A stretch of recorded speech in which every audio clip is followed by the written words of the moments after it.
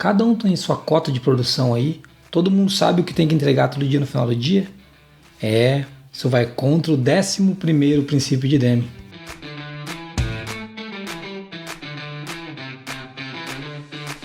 Décimo primeiro princípio de Deming: eliminar as cotas de produção e acabar com a administração pelos números.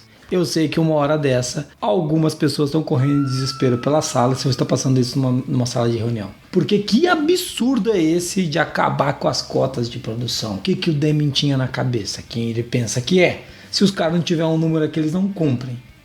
Então, a gente vai discutir hoje uma coisa que é um dos maiores paradigmas, na minha visão, para a gestão atual. Até por conta do próprio Deming, que sempre diz que o que você não mede, você não pode gerenciar. Peter Drucker, grandes sábios da qualidade, o próprio Ishikawa, da importância de você mensurar. Só que em algum momento as coisas se inverteram, e é disso que a gente vai falar aqui. Mensurar é muito importante. O que a gente está discutindo aqui é cotas de produção. E esse princípio é tão legal, ele é o 11º, que o Deming divide ele em dois. Ele divide no 11A e no 11B. E eu vou começar falando do 11A. O 11A está escrito exatamente desse jeito: eliminar as cotas e padrões de produção para a força de trabalho. É isso mesmo. Eliminar as cotas e força... Eu colei aqui para a força de trabalho. O livro está aqui do meu lado. E por que eliminar essas cotas? Um ponto legal que o Deming já começa defendendo logo no início desse ponto é que essas cotas, elas afastam o colaborador, o trabalhador, o funcionário, a força de trabalho daquele princípio que é sentir orgulho pelo trabalho, que a gente vai falar daqui a pouco. Ou seja, ela ajuda a impedir que o cara tenha orgulho pelo trabalho. Agora vai aparecer aquela ponto de interrogação: por quê?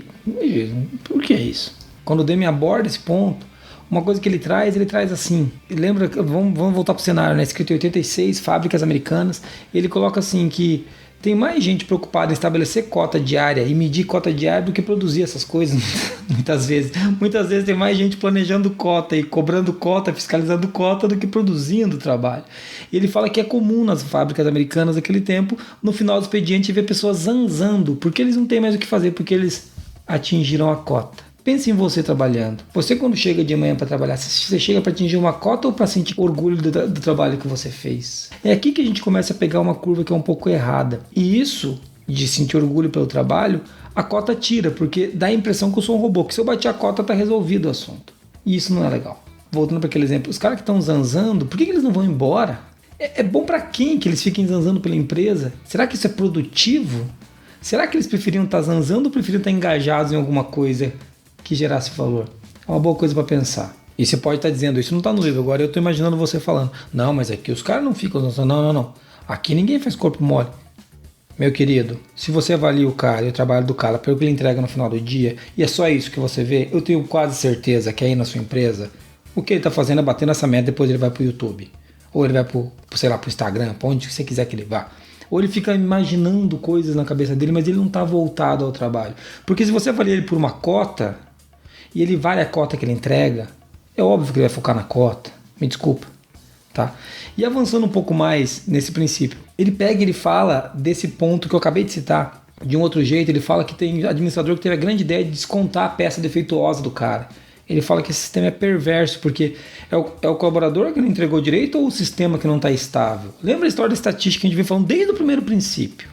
E ele fala que também atrelar o salário do cara à cota não é uma boa ideia. Ele cita isso o tempo todo. E tem uma frase do livro que eu vou ler, porque eu achei sensacional, que ele fala o seguinte: padrões de trabalho, taxas de produção e remuneração por produção são manifestações de incompreensão da natureza do trabalho e da incapacidade de realizar supervisão apropriada. Ele cita que no Japão isso não acontece. E você deve estar falando: não, Geisa, mas o Deming está atrasado. Cara, tem um livro do Daniel Pink, se você não gosta do Deming, não está gostando do que eu estou falando aqui, chamado Motivação 3.0. O título é terrível, mas ele mostra um estudo do Fed mostrando que toda vez que você remunera uma atividade de acordo com a produção, você derruba a produtividade. Um estudo científico do Banco Americano, que é os caras mais capitalistas que esse, meu irmão, entendeu? Provando isso que o Deming falou lá atrás. E quando ele fala que é uma incompreensão do trabalho, eu concordo plenamente com ele, porque o trabalho é outra coisa. O trabalho é constância de propósito, é o primeiro princípio, é você se orgulhar daquilo que você faz, que a gente vai ver daqui a pouco. O trabalho não é cota. E para encerrar o 11A, ele conta uma história deliciosa de uma aluna dele que fala que o trabalho dela é atender 25 ligações por hora e não apressar os clientes e ser gentil com eles. Ele pergunta: qual que é o seu trabalho? Atender 25 ligações por hora ou ser gentil e não apressar os clientes? Porque não dá para fazer as duas coisas. E o Deming coloca que o grande trabalho da administração é substituir essa gestão por cotas por liderança. Que só uma liderança vai conseguir colocar a qualidade na ordem do trabalho e as pessoas entendendo o significado do que tem que ser feito. E isso ele está falando só do 11A. Agora a gente vai para o 11B. E o 11B fala de eliminar a administração por números. Ele fala que isso é uma grande farsa. Porque muitas vezes o que as pessoas falam assim: nós vamos reduzir em 10%, nós vamos crescer, aumentar a produtividade em 3%. E quando ele pergunta: mas que método você vai usar? Os caras falam: não sei, mas a gente vai. Ele fala que isso é uma falácia. Isso me acerta muito. Eu faço isso, viu, de vez em quando. Ele fala que você tem que ter um método. Porque senão qualquer flutuação na direção daquilo é encarado como um grande sucesso. Conseguimos crescer os 3% de produtividade. Qualquer coisa que não vai naquela direção é encarado como um fracasso. Mas na verdade você não sabe, porque você não tem um método para seguir. Você ficar botando número e seguir número não adianta se você não se você não construir um método para perseguição desse resultado.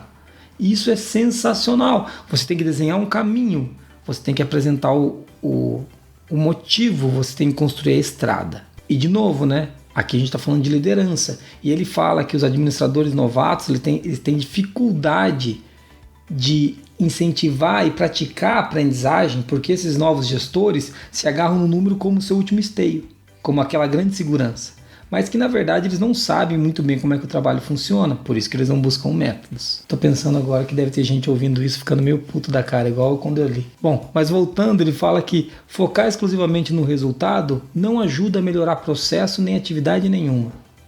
E isso faz muito sentido. Se você for, agora eu vou abrir um parênteses de novo aqui.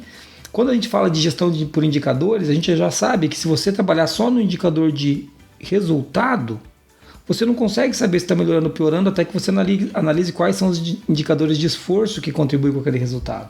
Então faz sentido o que o Deming coloca. E ele fala aí no seguinte, ele fala que uma coisa que eu acho muito legal, que administrar com base nos números é basicamente administrar com base naquilo que você não conhece. Então você fica discutindo os números porque você não consegue discutir o método e a forma do trabalho. Porra, essa dói, né? Acerta no meio. E esse 11º princípio está falando basicamente de você parar de ficar esfregando o número na cara da equipe.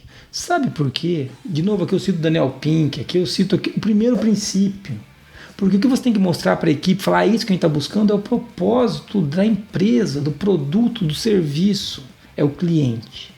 Então, esfregar número na cara da equipe não ajuda ninguém a se orgulhar do trabalho, não ajuda ninguém a ter orgulho daquilo que faz. Falando nisso, né? Esse é o 12º princípio de Deming e é o próximo, né? Eliminar as barreiras para que as pessoas sintam orgulho do trabalho que fazem. Perceba, esse aqui é o primeiro step para você chegar lá. Quando você fica esfregando o número na cara da equipe, você não está contribuindo para que ela tenha orgulho do trabalho. Não é que você não vai ter meta, mas você não vai levar as pessoas exclusivamente por conta de cotas e números. Você vai avaliar sim os teus números e trabalhar com eles. E lembrar que isso é uma atribuição da alta gestão. E você vai ajudar o time a entender o trabalho para melhorar o trabalho, não os números. Ok? Mas falando do orgulho do trabalho, que é o próximo princípio, 12º, a gente falou que esse é o primeiro passo para chegar lá.